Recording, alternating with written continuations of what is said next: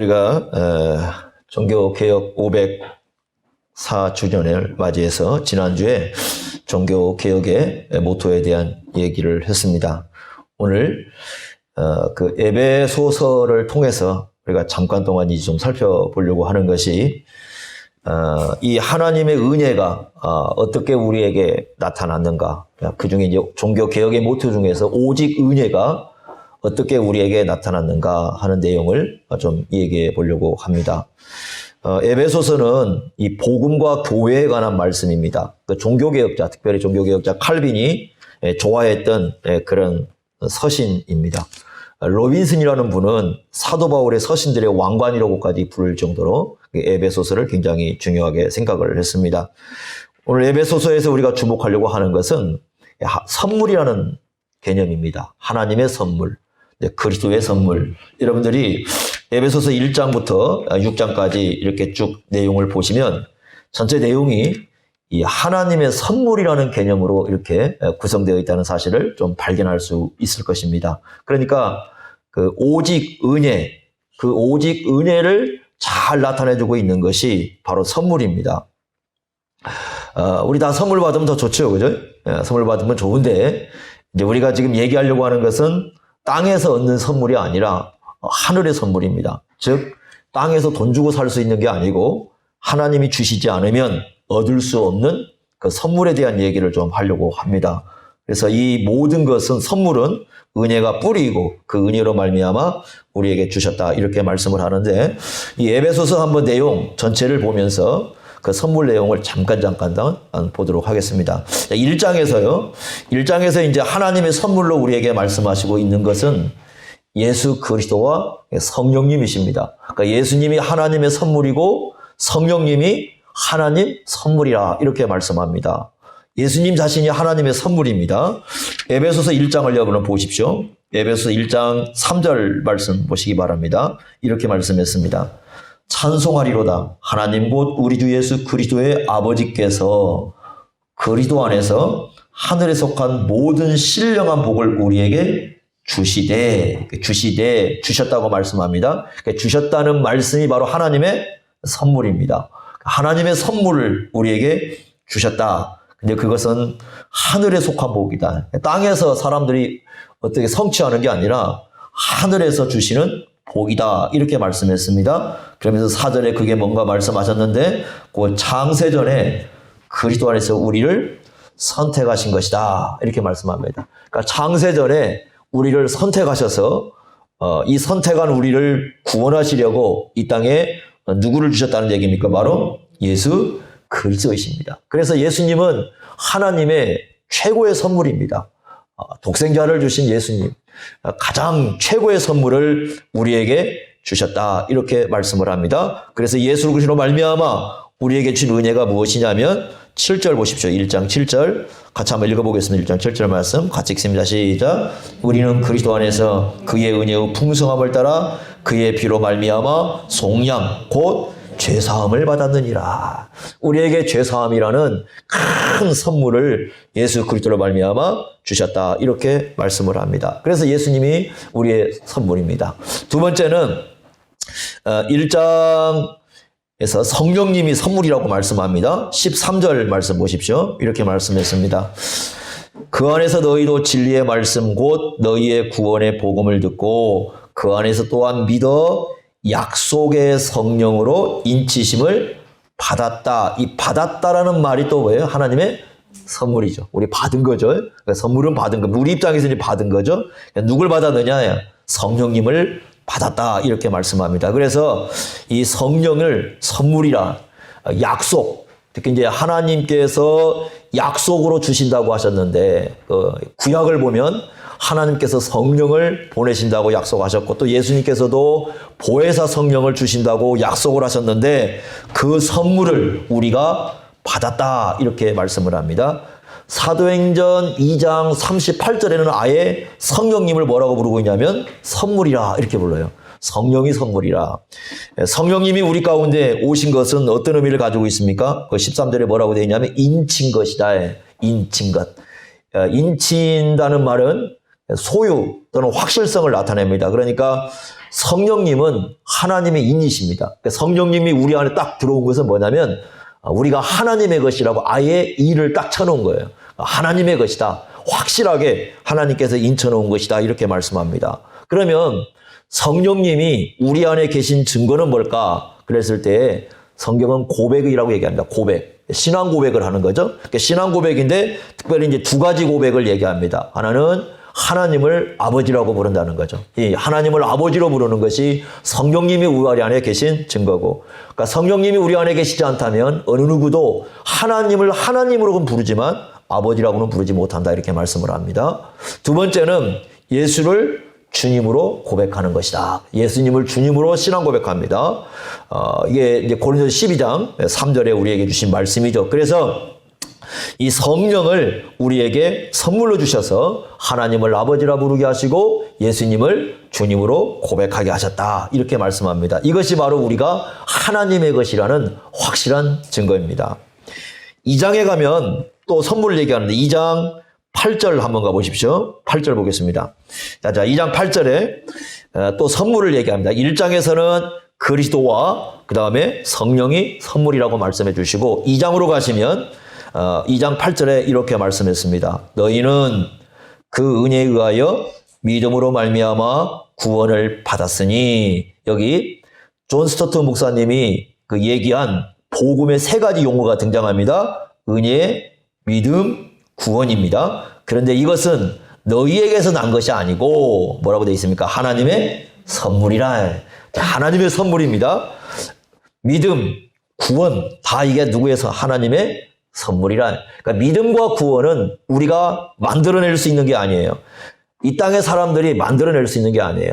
이 세상에 존재하는 모든 공장의 기계들을 다 돌려도 우리 안에 믿음을 만들어낼 수 없습니다. 구원도 만들어낼 수 없습니다. 그래서 뭐라고 합니까? 9절에 행위에서 난 것이 아니다. 이건 우리가 뭔가를 해서낼 수 있는 게 아니라는 거죠. 이건 누가 선물로 주셔야 돼? 하나님이 선물로 주시는 것이다. 그러면 구원의 내용은 뭐냐면 여러분 2장 5절 한번 보세요. 5절 이렇게 말씀있습니다. 허물로 죽은 우리를 그리스도와 함께 어떻게 한 것이다? 살리신 거다. 이게 뭐라고 되어 있어요? 옆에 가로쳐놓고 너희는 은혜로 뭘 받은 거다? 구원을. 그러니까 예수님과 함께 살리신 게 뭐예요? 구원의 역사죠. 그리고 뭐라고 했습니까? 6절에 또 함께 일으키사 그리스도 예수 안에서 함께 어디에 앉혔다고요? 하늘에. 그러니까 우리는 이미 어디에 앉은 사람들은? 하늘에 앉은 사람들.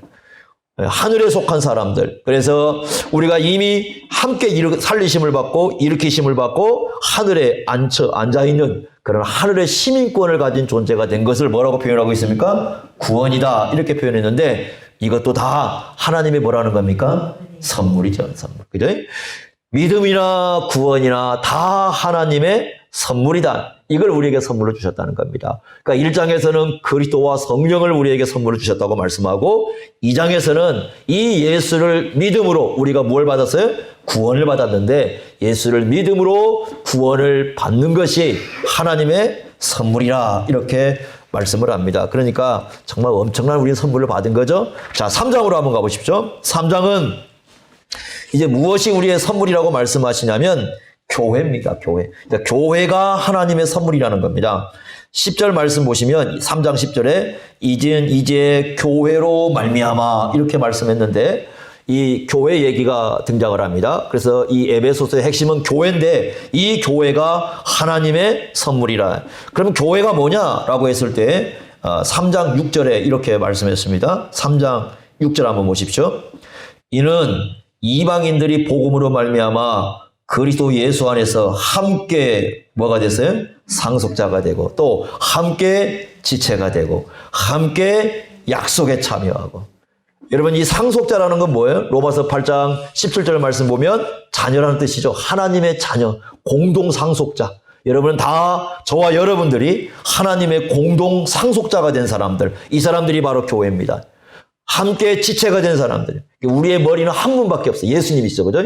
예수님을 머리로 한 한 지체. 그 한 지체가 한 몸을 이루고 있는데 이것이 바로 뭐라고 합니까? 교회다. 그리고 하나님의 약속에 참여하는 사람. 예수 믿는 사람이라면 다 예수님께서 다시 오심과 장차 우리 몸에 부활할 이 모든 것에 대한 약속을 가지고 있죠. 이 함께 약속에 참여하는 사람들이 바로 누구냐? 교회다. 이렇게 말씀했습니다. 그래서 여러분들이 에베소서를 보시면 함께라는 말이 참 많이 등장합니다. 함께, 함께, 함께. 아까 그 2장에서도 함께라는 말이 등장을 했죠. 그런데 여기도 함께가 나옵니다. 그러니까 2장에서는 그리스도와 함께 하는 겁니다. 그리스도와 함께, 그리스도와 함께, 그리스도와 함께 이렇게 말씀하는데 이제 3장에서는 뭐 얘기하는 겁니까?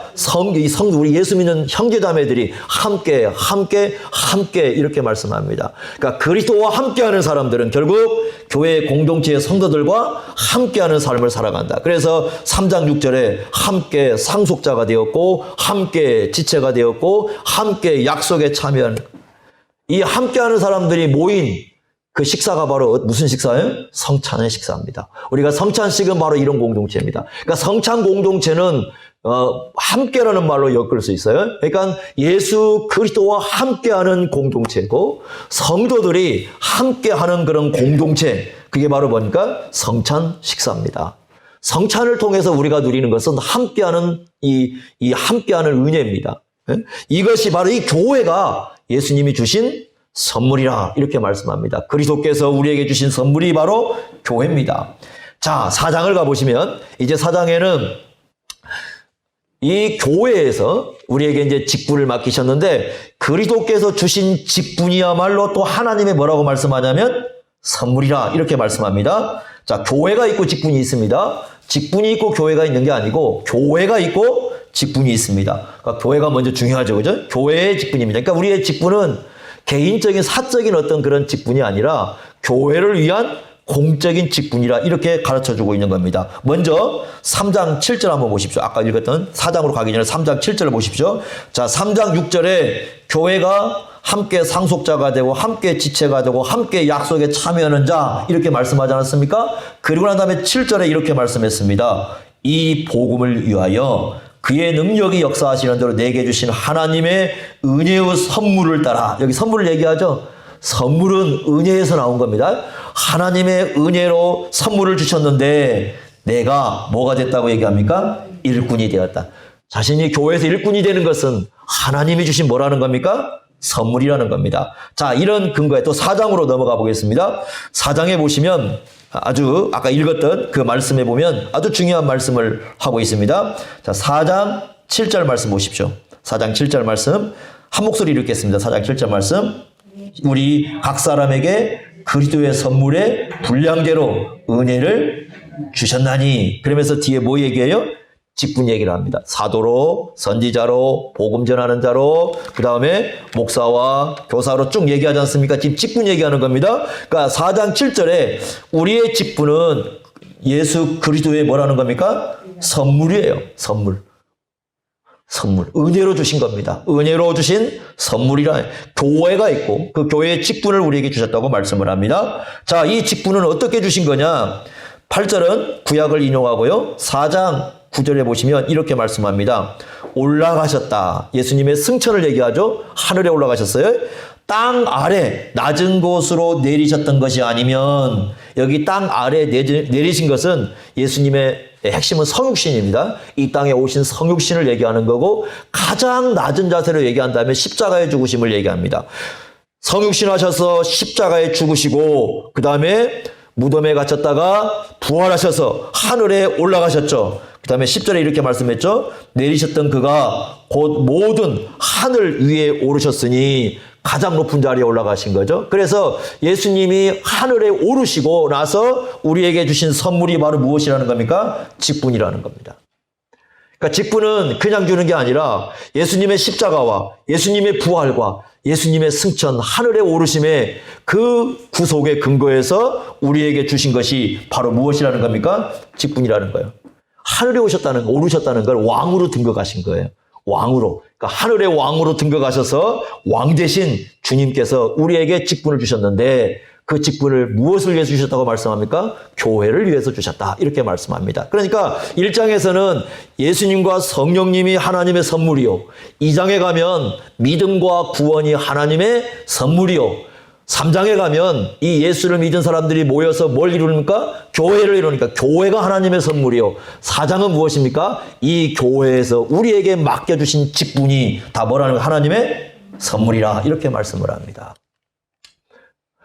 5장과 6장은 무엇을 선물로 말씀하느냐? 여러분 5장과 6장은 특별히 성령님에 대한 얘기를 하고 있습니다. 이제 4장에서부터 성령님에 대한 얘기가 등장을 합니다. 4장 30절에 보시면 하나님의 성령을 근심하게 하지 말라 이렇게 말씀하고 5장에 가면은 5장 18절에 오직 성령으로 충만을 받으라 이렇게 말씀합니다. 그래서 4장과 5장에는 성령 얘기가 등장하는데 그러면 성령의 인도하심을 받고 살아가는 삶의 특징이 뭐냐? 그랬을 때 5장에 가면 빛이라는 말을 쓰고 있습니다.